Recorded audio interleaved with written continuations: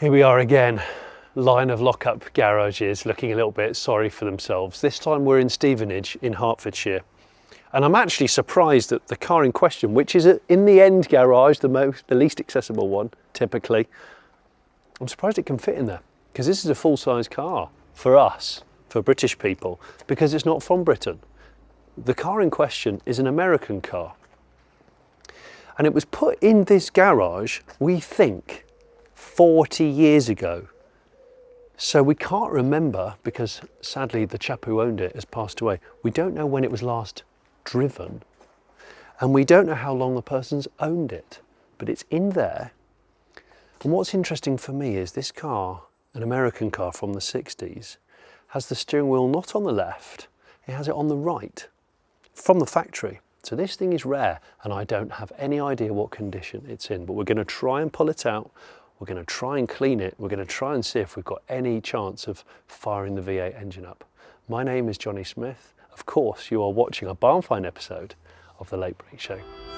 I think your yard brush is going to smell like an Alco pot by the end of today, Steve, so as long as you don't mind that.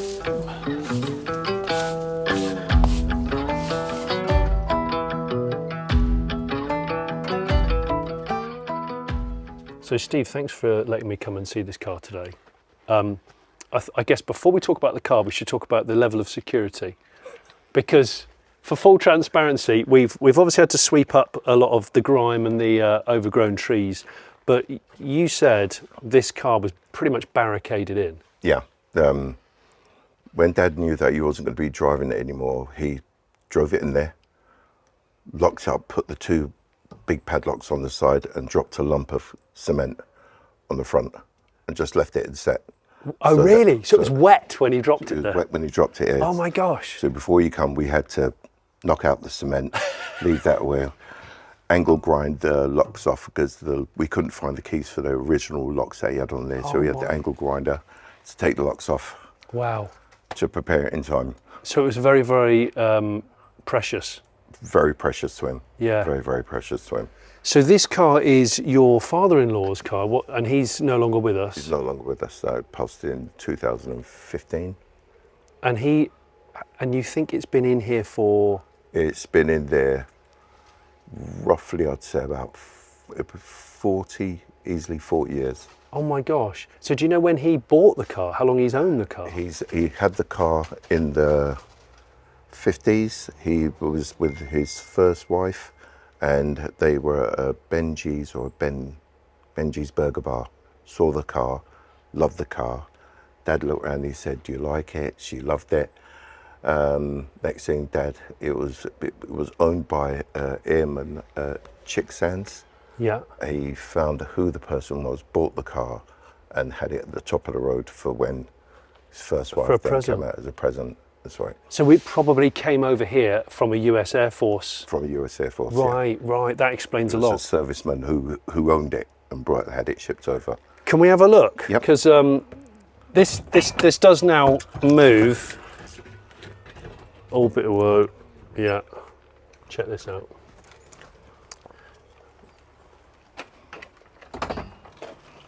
I've had one sneaky peek at this just before we started filming.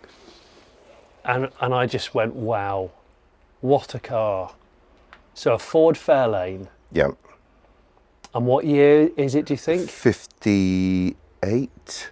And I know, because it says Ottawa Motor Sales on the back there, what makes this car extra special, as I said in the intro, is the steering wheel's on the right. Very, very seldom seen factory right-hand drive American cars. You don't like spiders, you told me. I hate them.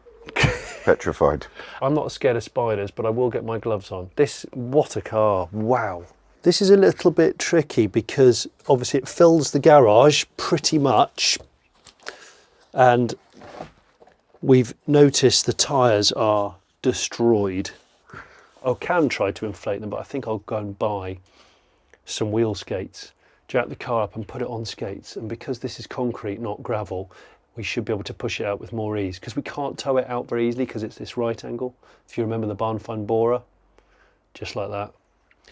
And the other thing I've noticed is there's a mattress above my head, which has been roped up there, however many years ago, and bits of it have started falling off, and there's signs of mice. So, however, the garage is bone dry. And all the stuff I can see, all the rust I can see on the car is surface at the moment. White car. And the interior looks interesting. I think it's like a pearlescent metallic vinyl. The Americans perfected this amazing metallic vinyl. But you know what? Right-hand drive from the factory American cars, they've sort of been forgotten about. They're rarer than the left-hand drive ones, and yet they're not really, they don't garner the respect and the value. And I've had 2 factory right-hand drive cars in my time. I'll dig out some pictures for this. I've had a right-hand drive, my first Chevrolet Impala was right-hand drive, 64, 4-door. And I've also had a factory right-hand drive 1966 Pontiac Parissiene Convertible. Very rare car. But the front of the car is right up against the garage. And if you look down there, I don't know if you can see it, there's some chalk arrows and lines on the front, on the brick wall. And I think that is to mark out the width of this car, so that as he was manoeuvring it in, he can make sure he got it lined up properly. I'm going to try and get this door out, just to give me a bit of extra space. Do you know what is annoying is when you're trying to do something really tricky and technical without damaging a car.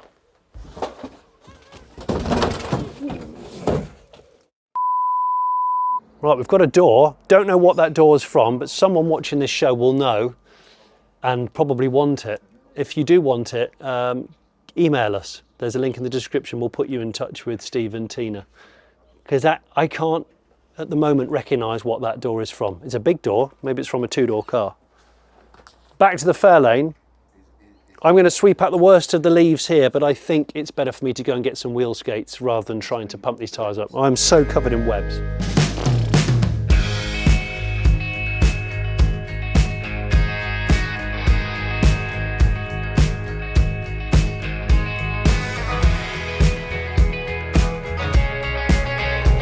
25 psi, and it seems to be holding.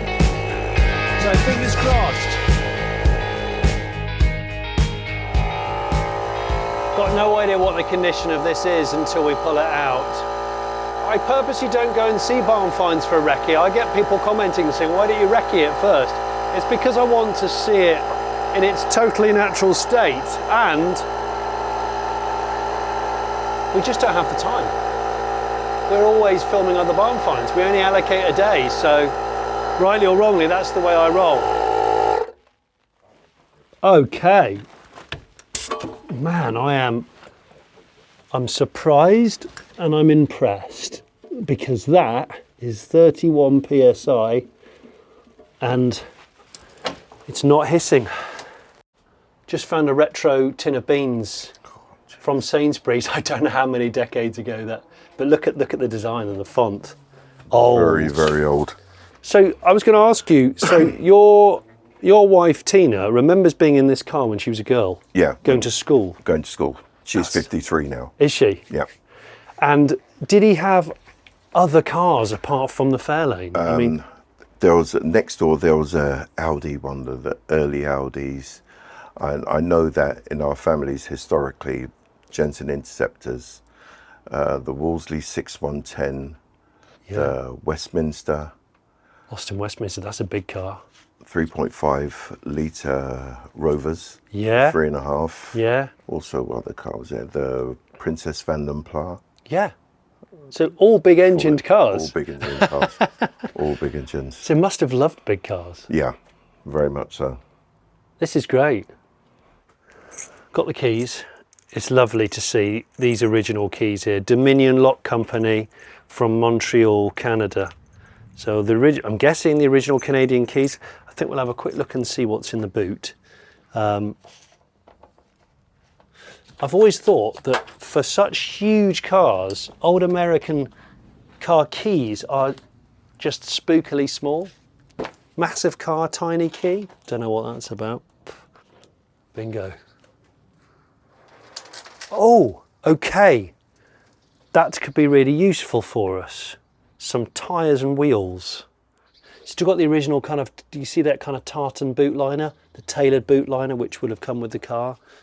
Oh, okay, behind this piece of wood, we've got seal beam headlights, Lucas bright eyes, halogens, a distributor cap, an oil filter, and I think a drive belt. Okay, so that might be useful if we do end up getting this car out. Oh, hang on.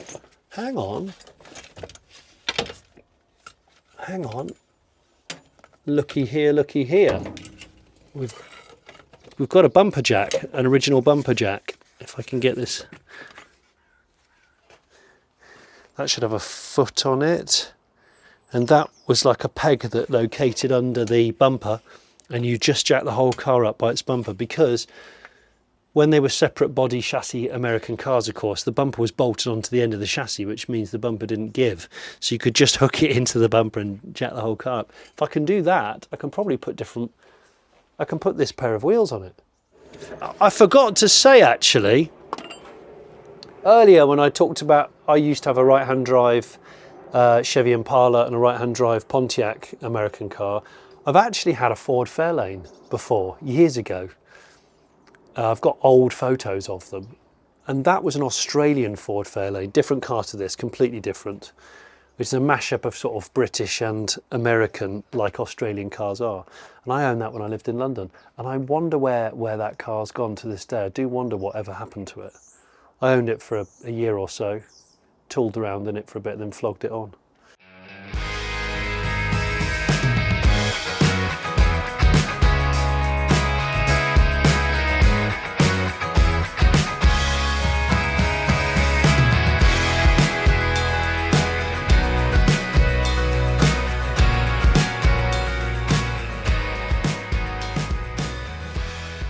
Now I've cleared most of the stuff out the boot, you can see this lovely boot liner mat.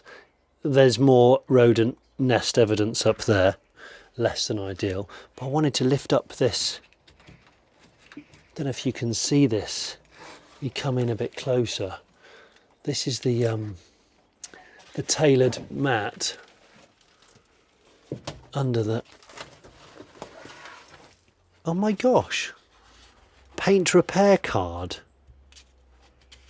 Does that mean it's been repaired at some point? Falcon Comet inspection stamp. Whoa. Is this something from quality control, or has it had an official repair? It was there. And I've just spotted it. Look at this. That might be a build sheet, what they call a build sheet, which sometimes exists under seats and things. Yeah, that's exactly what it is. Look, it's a printout from the factory, and it says spec items, right-hand drive, RHD. Drive line number 3. So we can decode this VIN, and it will tell you what trim level it was and what engine it was. Okay. Yeah, they look like Rover wheel trims, but maybe they're not. Maybe they are original. Whatever they are, they're in good condition.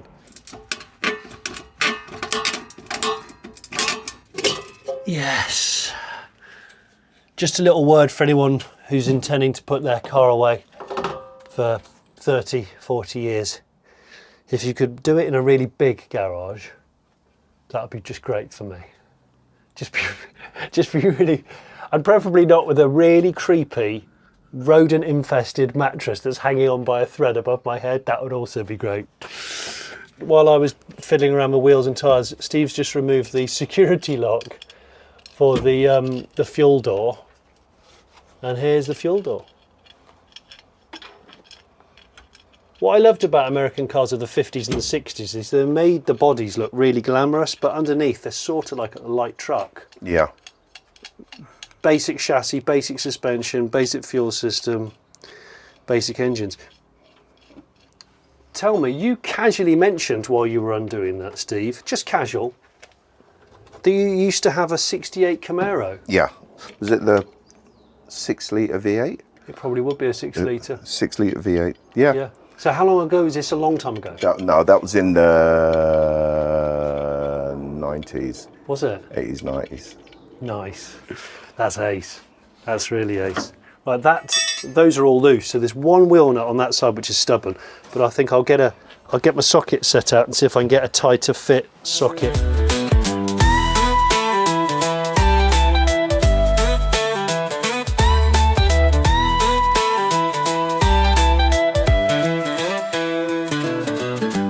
They're like licorice all sorts. They're not even rubber tyres, they're just like licorice all sorts. Right, nobody sneeze near this car. Ooh.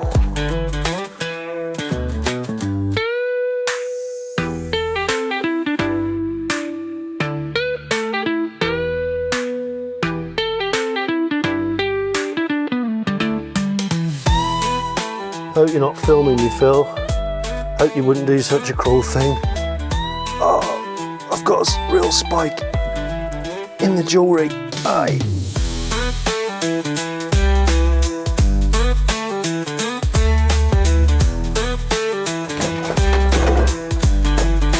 I'll just have a look straight.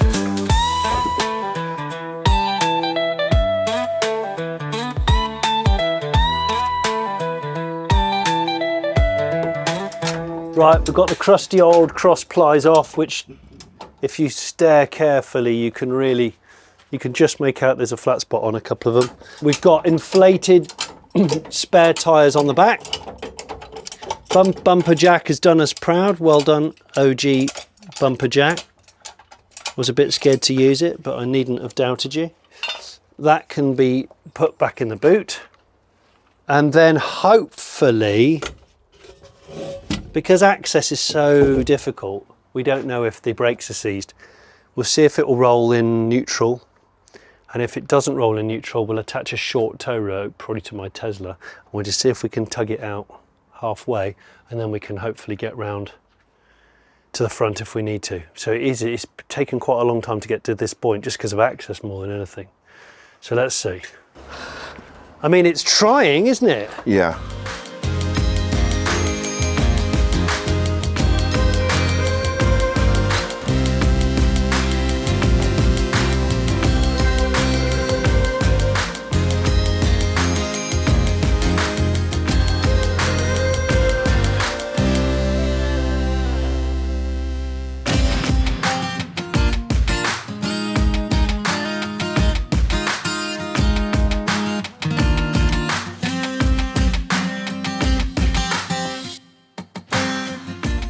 Right, what we are doing, viewers, we've got it out with Phil, the videographer's new to him Skoda, which he picked up 12 hours ago.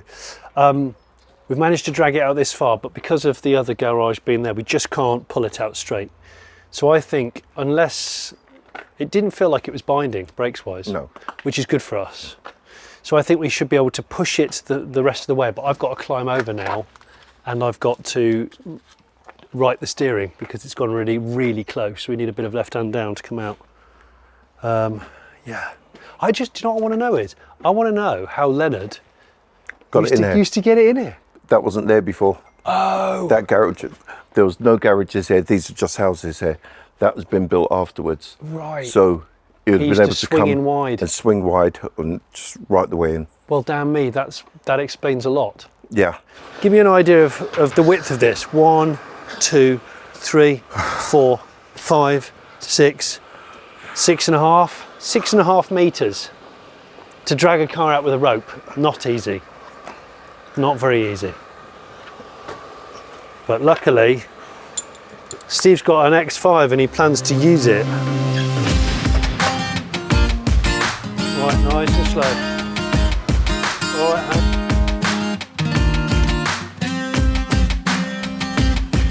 yeah.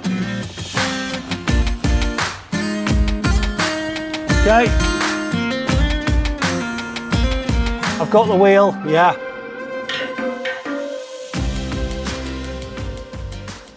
Oh my gosh. So 4:30. We started off at 9. We have got it out. The Fairlane 500 is out. And it put up a bit of a fight. This wheel is definitely, the brakes are binding and hence why it's skidded out. But you did sterling work with the BMW getting it out. And now we've got it out, you can really see the shapes of it. This rear door and wing, it's like a bird table of a ledge. It's amazing that this hasn't rotted through along here. Those 3 porthole, this was the era, remember, off the back of the 50s of the jet era.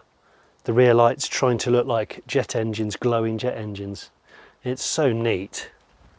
I've obviously had to put that wheel on so it doesn't look quite as glamorous with that teeny tiny tyre.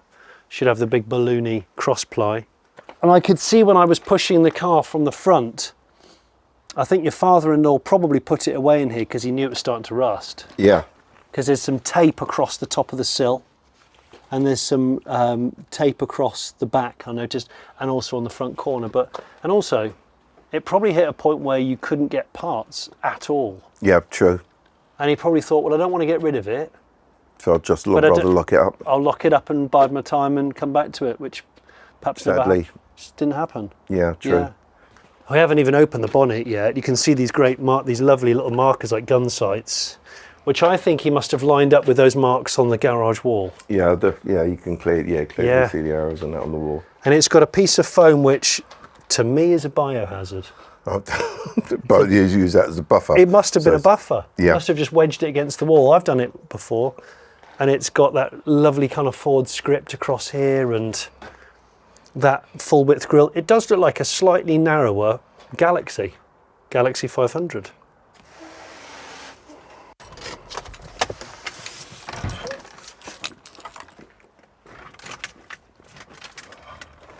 At first, when I first looked in the window, I thought, oh, the seats look a bit scraggy, but not the case. This is just a blanket. Look how bright that sort of pearlescent metallic blue vinyl is with the gold piping. And this beautiful fabric. And even the door cards are nice. Carpets have got a bit of mouse waste on them. I've pulled a bit of mouse grot out so you can see. And then I'll go round here. I just love the right-hand drive dashes. My Pontiac had a really interesting dash, and my Impala had a dash from a couple of other models, kind of. I don't know if anybody has much better information about factory right-hand drive American cars. I'd be all over that, because information's quite scarce. But you've got these 3 beautiful clocks. 87,470 miles on the middle one there. Really like high chrome finish, deep dials, and then this big dished chrome binnacle here with an oval clock, the radio, the defrost functions. It's just so pretty. The steering wheel's pretty, isn't it? With the Fairlane 500 badge in the middle, and of course column shift. Where is it? There. Column. Down here, again, mice have been dining out on the bits of carpet and things, but there's a tax disc that's just sitting here on the floor, and it's 1989. Look at that. So we don't know if that's the last time the car was on the road. So you've never seen the front of the car, which is brilliant. So as we thought, it's a 6. There we go, and that's a dead rat, where the battery should be. Yeah. That's nice, isn't it? Rats. Yeah. Yeah. So I had my right-hand drive 64 Impala was a straight 6. Very common to be 6-pot, because the 6 was a big engine anyway. But so you can see here the thermostat housing has actually rotted away. That's no longer there. But we can check and see if there's been if there's oil in it, and we can see what the state of it is. So that's the original air cleaner, isn't it? And he's put on this little thing here. It just seems to be balanced on top. So luckily that probably kept rodents out of the throat of the carburetor. The carburetor is tiny. We haven't got a great deal of time in this instance, because we've spent an unusually long time getting the Fairlane out of its rodent residence. But good thing about these is everything's pretty simple and accessible. So I just, out of curiosity, want to see if there's any chance of the engine being free, possibility of firing it up. We will not be cleaning it today because we don't have running water and electricity to hand. So what I'm going to do, usual thing, take all 6 plugs out, put a little bit of lube down the bores, disconnect the fuel line, which is that one that looks like the hose, off that teeny tiny carb, clean up the ignition, distributor cap, rotor arm, turn it over and see if we get any sparks. We'll see if the engine's free, and then if we get sparks, introduce some fuel. But we're getting ahead of ourselves. I'd use the can of hope for that, Tony BMW can of hope, thus bypassing the original fuel system entirely.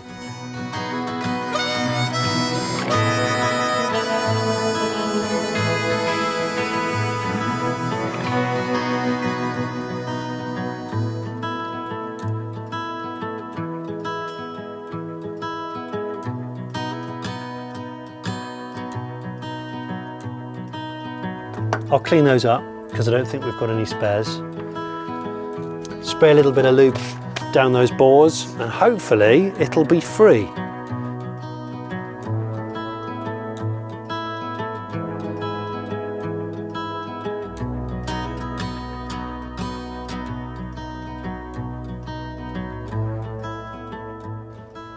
Right, so I'm going to just undo that fuel hose there so it doesn't pour any stale old petrol if the fuel pump works. We always assume it doesn't. And then I will run it with no fuel, turn it over and see if it turns. It might need the fan belt cutting. Sometimes they're seized or the water pump seized. And if we do get it to turn over, I will see if we get any sparks. And if we get sparks, which is best case scenario, then we can introduce fuel. That felt like the actual nut was coming undone rather than the... I'm going to cut that fan belt because I think that fan belt's just a bit of a pain.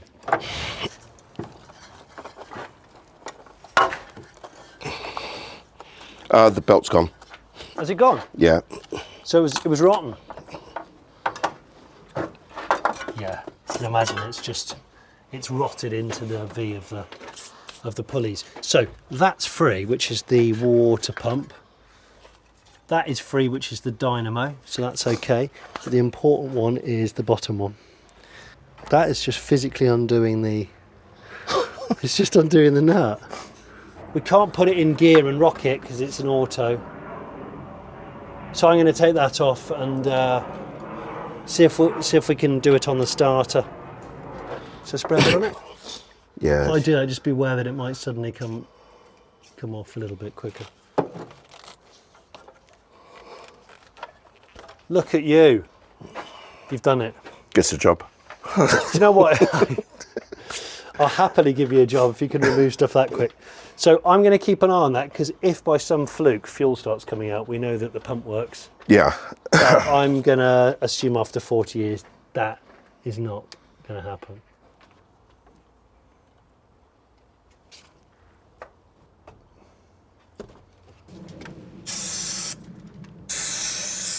So should we see if we get any... Don't actually know which key it is. Why are American car keys so damn small? Yeah, the cars are so big. There's a red light came on. Did it? Yeah, when you there you go. On the second. Oh yeah, so that's No. oil pressure light. So if that's on, can you get indicator right? Yep, it's working at the back. Indicator left is not flashing, it's staying on, it's saying. Yeah, this one's really dull. Yeah.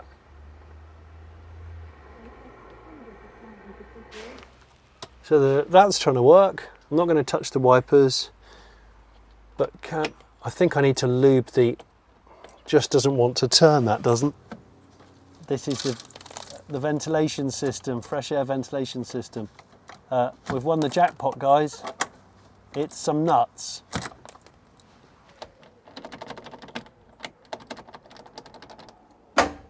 Oh, hello. Right, that's the starter engaging and that's the engine not wanting to turn over. That would indicate to me usually Seized. that it's seized.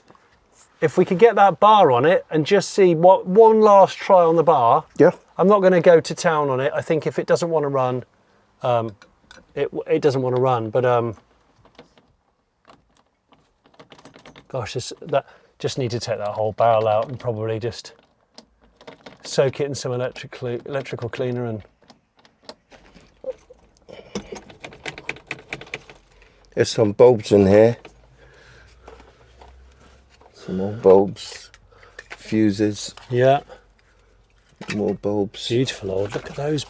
General Electric. Warranty. For a what? Champion spark plugs.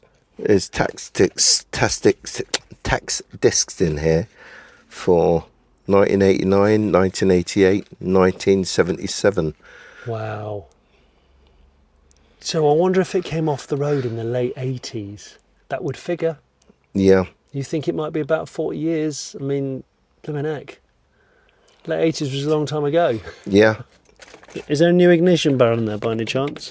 Lubri points. Yep. They've got a set of points in Is here. there really a new set of points? Yeah. Look at that. Ignition parts. Well, it's not really a massive surprise to discover that a car that sits for 40 years didn't come out of the garage with ease and its engine didn't want to run. But we always try our absolute best with this stuff, and what a lovely car, the Ford Fairlane 500. Factory right-hand drive, family car that in the UK at least, pretty special thing in the 1960s.